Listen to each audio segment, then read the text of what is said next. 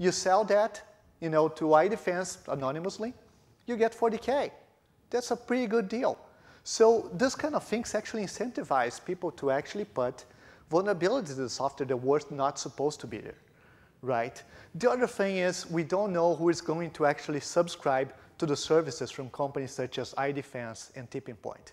In other words, in theory, the companies who are subscribing to those systems are actually companies who want to defend themselves ahead of time and want to know about vulnerabilities. But it could also be the Russian mafia, right? They just subscribe to the service. They know ahead of time there is a vulnerability. And what they're going to do, they're going to exploit the next person. In addition to that, the fact that iDefense and Tipping Point have these vulnerabilities also have incentives in order to actually leak the information. Because whenever they leak, there's panic. If people panic, they will say, well, what would be the solution for that? Oh, I should subscribe to this service because I'm going to know about the vulnerabilities ahead of time.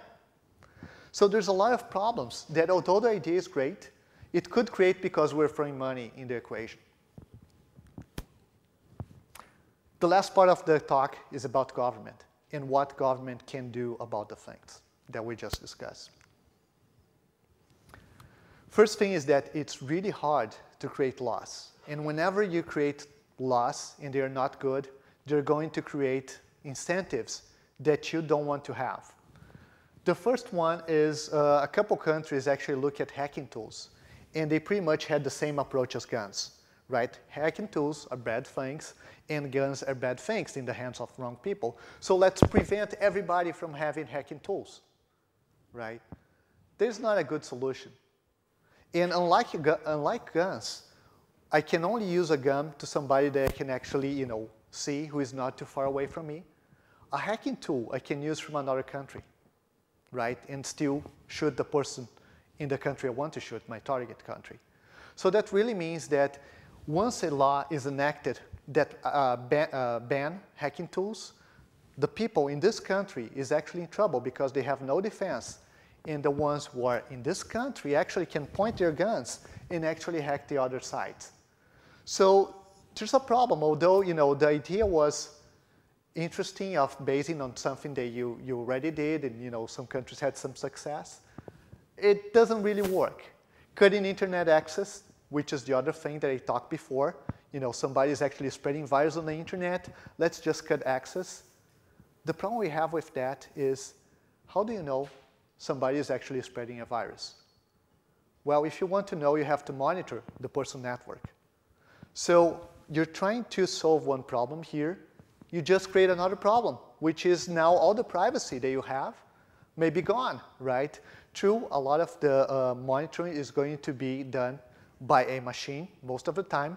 But, who is telling you that it's going to be all the time and nobody is actually going to, poke around your network to actually see what's going on? Certifications is another interesting solution. And it's an interesting solution because it costs a lot of money for vendors to actually do software. So governments could actually help. They could do code reviews for the vendors. So in other words, the US government could come and say, hey, Microsoft, we're going to actually code review your software for you. And if we like your software, we're going to buy it and let you know about all the vulnerabilities in your software so you can fix. Sounds like a nice thing to do. However, how would the Chinese government feel about that if they knew that if they knew the US government is reviewing Microsoft software, right? It's pretty bad, right? You're actually giving more rights to a country just because they have more money. Some other countries might not have enough money to actually do this kind of reviews. One thing I really like is using the buying power of a government institution, which is really large, in order to help with enforcing standard. The FDCC is a great example. They just came and said to all the vendors of firewalls, we're going to use our firewall as long as it's compliant with our standard. They gave the standard, and I'll tell you, all the vendors actually tried to implement the standard just because they want that account. They want that account badly, right? So it's just a great way to actually exercise this kind of, power of the government in order to do the right thing without forcing people to do, whatever is needed. In the beginning, I said that vulnerabilities are just like pollution.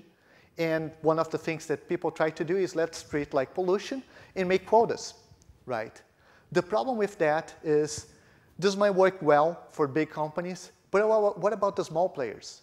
The startups, the people who are trying to get software out.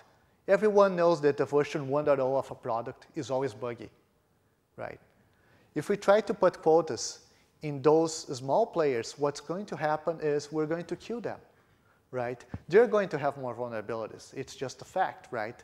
There's like less testing in version 1 than version 15 of a product. So it's also an idea that doesn't work, right? Sometimes the law is kind of written in really weird ways. One of the things that happened is USC against Eric McCarthy. And basically, this was a case of a guy who actually found a SQL injection in the USC, University of Southern California website. And he looked at 7 different records. And after looking at those records, he actually went to Security Focus and said, hey, I found a SQL injection in their site. Because of laws in California, California had to tell every single user of that website, which is pretty much the entire student body in the university, that the site has been hacked. That cost a lot, so what they did, they actually made a lawsuit against this guy. He did the right thing. He actually went and did responsible disclosure, but he was still in court because of that, because the university had such a terrible loss of money. They have to get it from other place somehow. So conclusions. First thing is that this is not a technical problem. Most of the largest part of this problem is actually rooted in economics. Whenever you as a user is buying software and making a decision, you're actually voting with your money which software you want to use, and you might be getting the less secure software, right? The industry seems to be moving in the right direction. We're trying to do the right thing as an industry, but there's still long ways to go. And we see the big players trying to do things, but it's not a movement that I can actually tell you all the companies are actually doing. It's really hard for the government to understand the problem, and we really have a hard time to understand what actually software is, right? So with that, I'd like to conclude the presentation and open up for questions. Thanks so much.